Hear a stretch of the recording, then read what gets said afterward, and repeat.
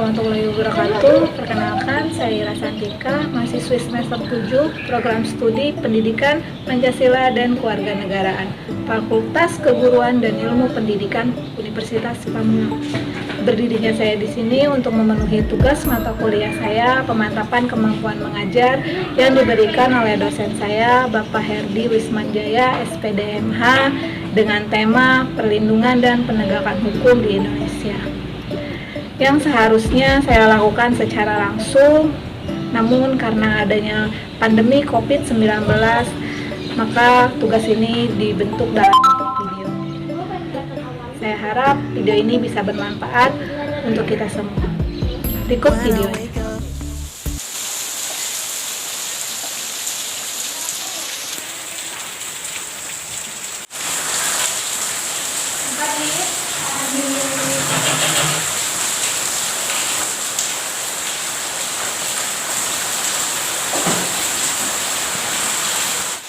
Gimana kabarnya hari ini? Baik, Bu. Alhamdulillah. Baik, sebelum pelajaran dimulai, ayo kalian disiapkan dulu kelasnya untuk berdoa. Bersiap, siap, berdoa dimulai.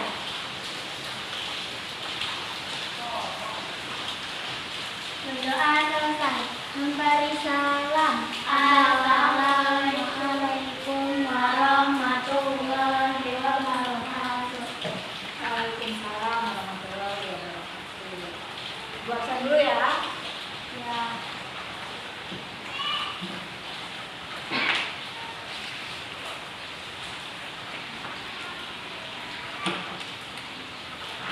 Sukma, Hadir. Sarah, Hadir. Susi. Izin, Bu. Susi izin kemana ya? Ada yang tahu? Ada acara keluarga, Bu. Suratnya ada di meja, Bu. Ika, Hadir. jadi semuanya hadir. Yang nggak hadir cuma Susi aja izin ya. Oh, ini suratnya ya. Baik, bentar Ibu cek.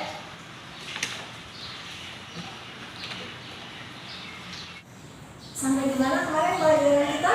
Keguruan, Perlindungan dan Penegakan Hukum di Indonesia. Bab 2 ya. Perlindungan dan penegakan hukum di Indonesia. Kemarin bab 1-nya tentang apa? Pancasila dan HAM. Pancasila dan HAM. Masih ingat nggak kira-kira apa itu Pancasilanya? Yang bab 1-nya? Pancasila ya? Iya.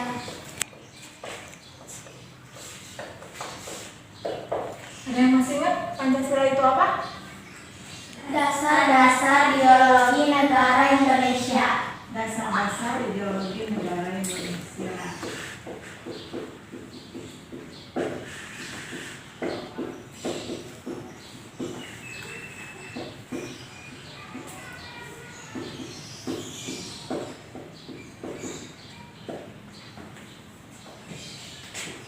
Apalagi? HAM. HAM. Tentang HAM ya? Coba kita sama-sama baca dasar Pancasila. Yang pertama. Ketuhanan yang Maha Esa. Yang kedua. Kemanusiaan yang adil dan beradab. Yang ketiga. Persatuan Indonesia. Yang keempat. Kerakyatan yang dipimpin oleh hikmat kebijaksanaan dalam permusyawaratan perwakilan. Yang kelima. Keadilan sosial bagi seluruh rakyat Indonesia. Terus, kalau HAM itu apa? Hak asasi manusia. Hak asasi manusia.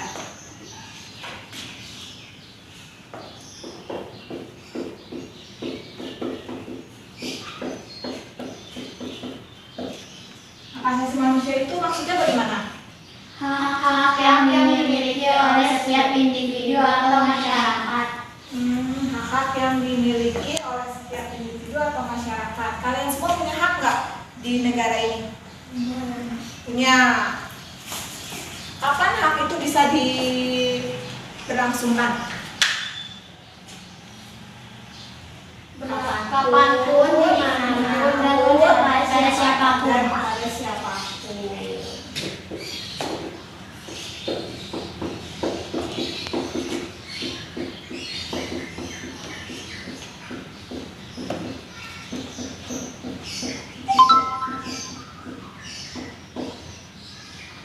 Baik Ibu, rasa kayaknya bab 1 udah pada memahami semua ya. Berarti kita langsung masuk aja kali ya ke bab 2 ya. Iya. Bab 2 itu tentang perlindungan dan penegakan hukum di Indonesia. Di bab 1-nya udah pada ngerti ya? Iya.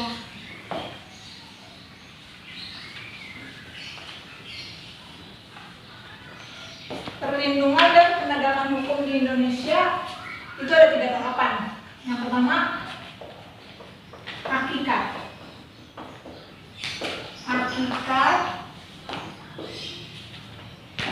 Hakikat perlindungan dan penegakan hukum.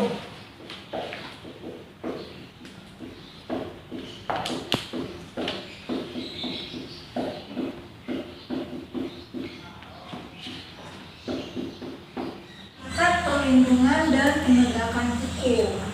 Perlindungan adalah segala upaya pemerintah untuk melindungi hak-hak yang dimiliki oleh setiap warganya.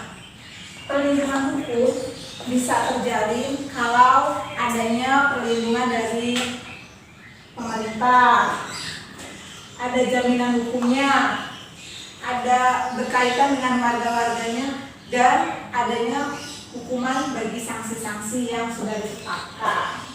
Pentingnya perlindungan dan penegakan hukum sangat penting dilakukan karena dengan adanya penegakan hukum kita bisa melindungi tegaknya supremasi hukum, tegaknya keadilan, dan tegaknya kedamaian yang ada di negara kita ini. Jadi perlindungan hukum ini sangat perlu ditegakkan untuk negara Indonesia ini. Yang kedua adalah peran lembaga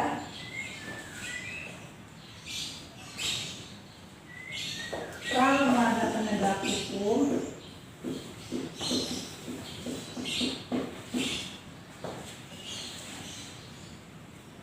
dalam menjamin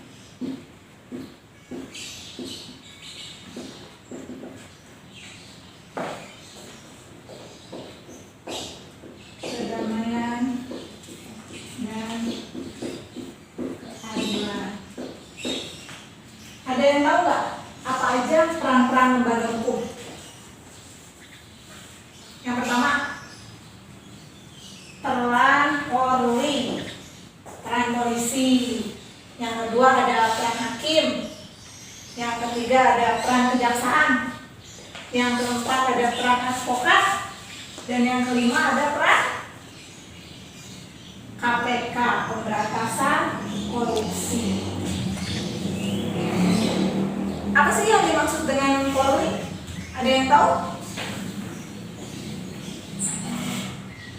Kepolisian Republik Indonesia atau sering disingkat Polri merupakan lembaga negara yang berperan dalam memelihara dan ketertiban masyarakat. Kalau peran kejaksaan,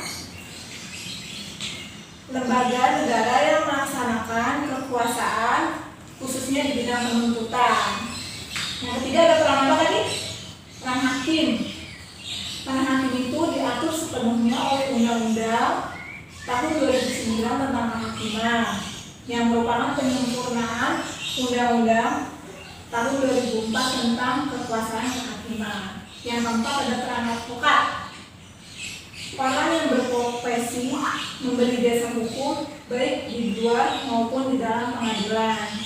Yang kelima ada peran pemberantasan korupsi, dibentuk pada tahun 2003 berdasarkan Undang-Undang RI nomor 30 tahun 2002. Ada yang mau bertanya?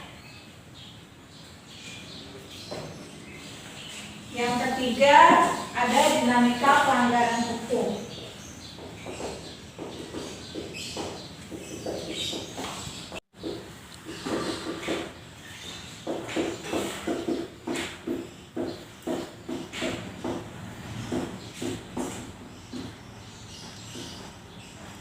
Pelanggaran hukum itu bisa terjadi di mana-mana. Contohnya di dalam keluarga, di dalam sekolah, di dalam lingkungan lingkungan, dan di dalam berbangsa dan bernegara. Kalau di dalam keluarga,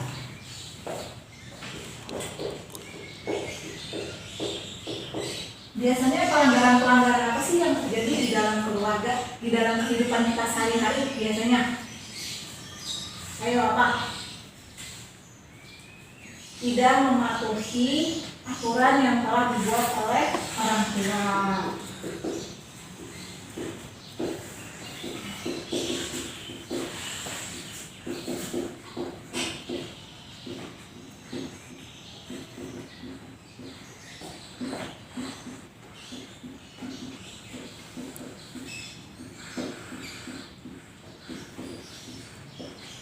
Apalagi tidak sholat tepat waktu.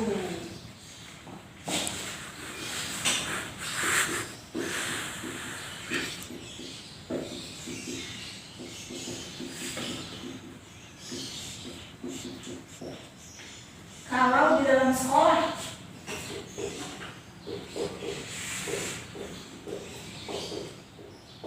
biasanya pelanggaran-pelanggaran apa yang ada di dalam sekolah? Terlambat.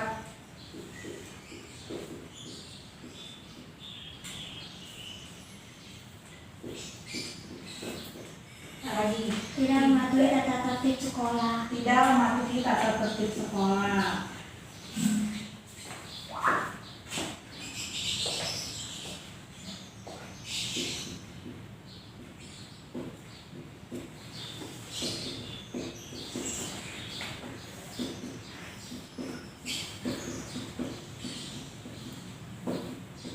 Kalau di dalam lingkungan, di lingkungan kita sehari-hari,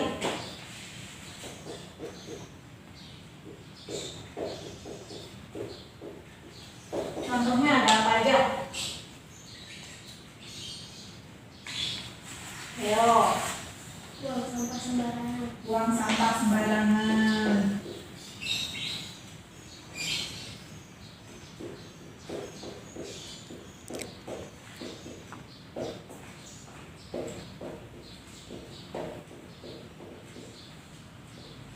Apalagi memakai obat-obatan terlarang.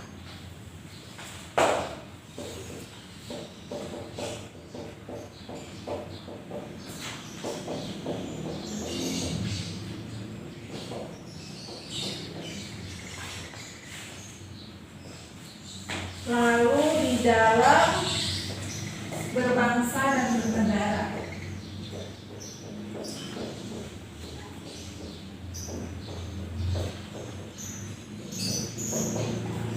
contohnya tidak mempunyai identitas, sebuah KTP. Apalagi Terlambat membayar pajak. terlambat membayar pajak.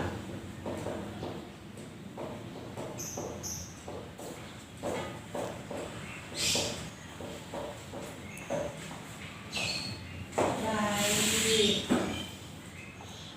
Berikutnya ada macam-macam sanksi atas pelanggaran hukum. Macam-macam sanksi atas pelanggaran hukum. Kalian pernah lihat gak? Ada sebuah grup sepak bola.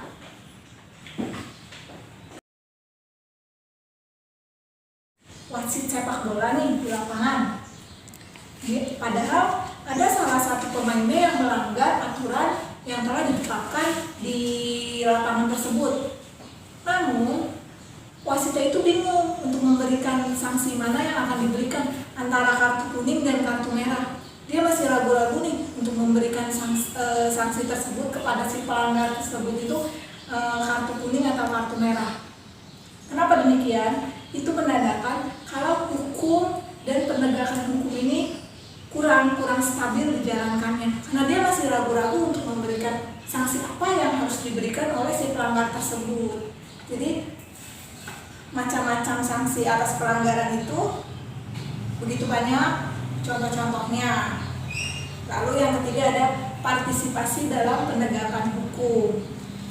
Partisipasi dalam penegakan hukum itu dari diri kita sendiri, dari partisipasi kita sendiri, bagaimana kita sebagai bangsa rakyat Indonesia untuk berpartisipasi melakukan perlindungan dan penegakan hukum ini. Contohnya kalau di dalam rumah, misalkan di dalam keluarga nih, partisipasi apa sih yang kita lakukan untuk penegakan hukum ini? Yang pertama, mematuhi aturan yang telah dibuat oleh orang tua. Contohnya yang kedua, sholat tepat waktu. Lalu di lingkungan sekolah, tepat waktu. Memakai seragam sesuai yang sudah sekolah tetapkan. Contoh lainnya, disiplin dengan aturan-aturan yang ada. Lalu dalam lingkungan sekitar, Tidak membuang sampah sembarangan. Contohnya lagi, Tidak ikut narkoba. Kalau di dalam berbangsa dan bernegara, apa nih contohnya nih? Rutin membayar pajak, memiliki kartu identitas, KTP atau KTP contohnya. Terus mematuhi rambu-rambu lalu lintas. Baik, aku kira sudah pada akhir penjelasannya. Kira-kira ada yang mau ditanyakan nggak?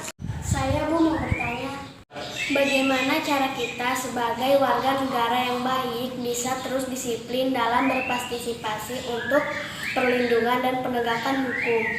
Pertanyaannya sangat bagus ya untuk kita semua. Bagaimana cara kita supaya kita terus bisa disiplin dalam perlindungan dan berpartisipasi dalam perlindungan dan penegakan hukum itu? Kita harus tanamkan dari diri kita sendiri. Kita harus takut terhadap hukum-hukum tersebut. Kita harus tahu sanksi-sanksi apa yang akan kita dapatkan kalau kita melanggar hukum tersebut. Jadi kita harus punya rasa takut untuk melakukan pelanggaran tersebut. Kalau kita sudah memiliki rasa takut, memiliki rasa tanggung jawab, pasti kita akan menegakkan selalu hukum-hukum itu. Jadi harus ditanamkan dari diri kita sendiri, karena kalau bukan dari kita yang membangun, siapa lagi? Harus dari kita sendiri. Baik, sudah jelas Helen? Sudah.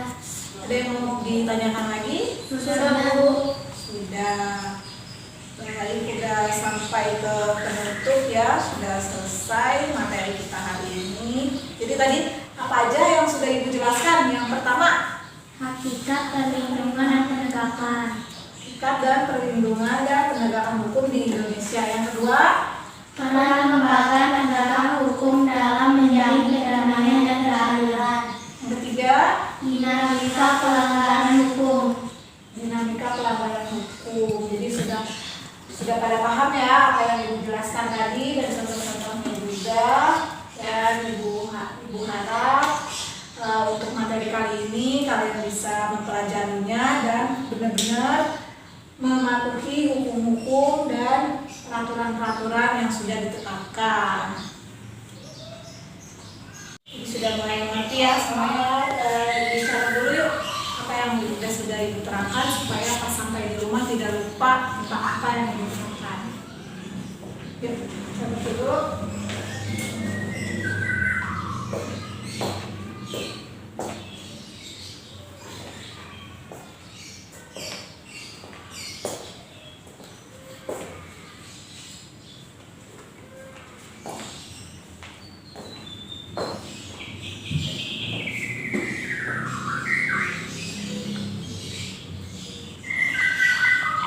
Udah selesai dicatatnya?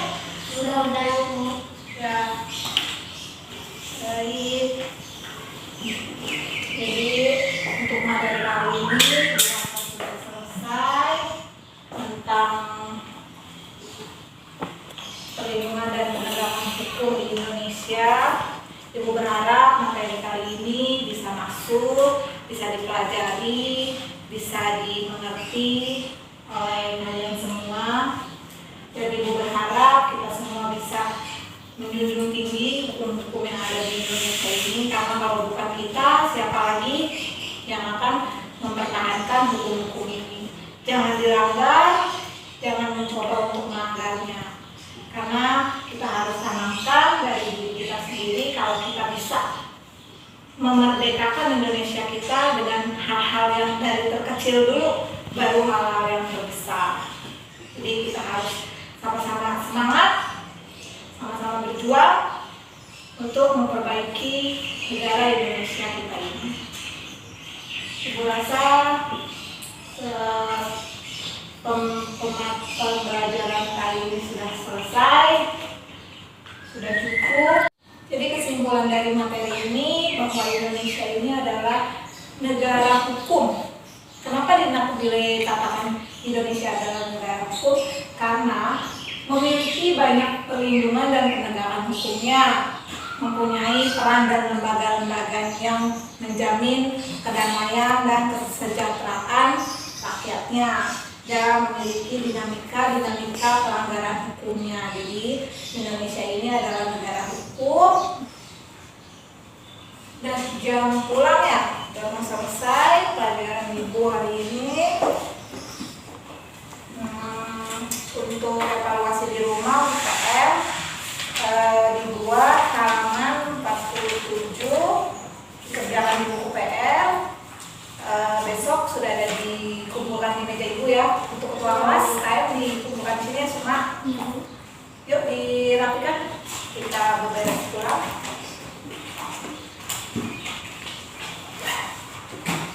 Kalau sudah rapi,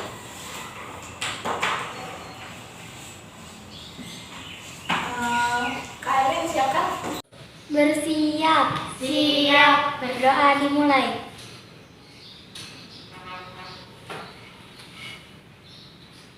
Berdoa selesai. Memberi salam. Assalamualaikum warahmatullahi wabarakatuh. Waalaikumsalam warahmatullahi wabarakatuh.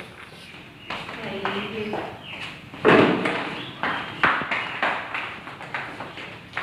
Dari rumah ya. Jangan lupa ya.